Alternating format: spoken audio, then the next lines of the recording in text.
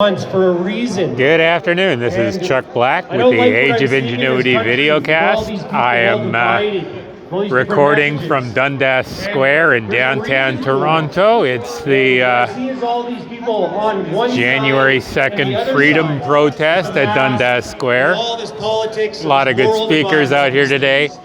About 250, 300 people getting ready for the march to the city later on. This is actually one of two equivalent-sized protests. There's a second protest going on today at exactly the same time. It's at Queen's Park.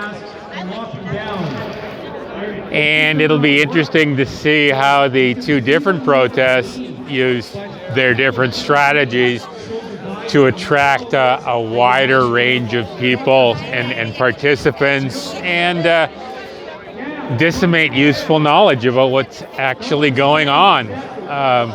Like I said, this is a cold protest. It's damp.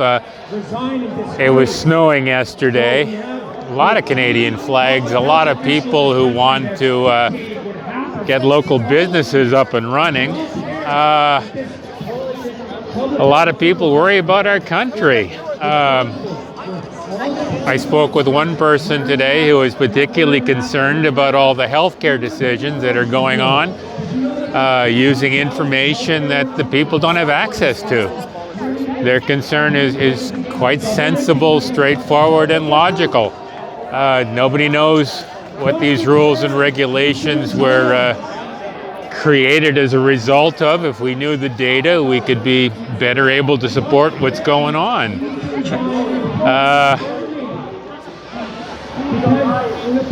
As you can see, there's certainly more than a few people here today. There's some good speakers. As I said earlier, there's an equivalent protest going on at Queen's Park.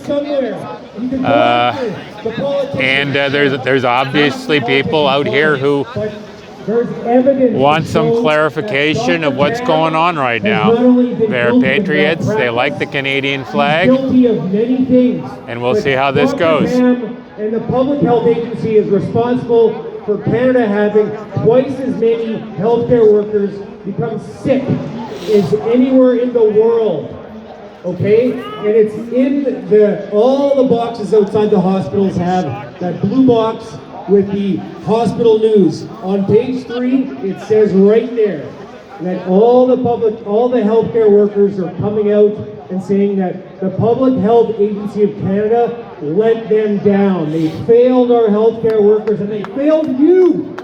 You're all in your houses wearing masks. The police, I've talked to many of the police officers. They're the finest in this city and the country.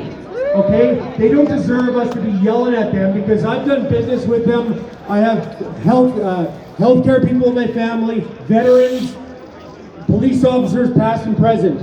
And I find it difficult to believe that these police officers are purely responsible for everything. It's the Public Health Agency and the politicians. And Dr. Tam needs to be the focus. You got to start somewhere. You can't just go shooting at everybody. You got to go after and realize someone's responsible for the divide with the masks. That's Dr. Tam, and the Public Health Agency needs to be held accountable. And if you don't do that, you're finished. All of you, forget about it. You're not going to get Trudeau. You're not going to get Ford right away. You're going to have to go after Dr. Tam. And the police officers even know. They're nodding their heads. They know that they were confused. The doctors and all the healthcare workers and the police. A lot of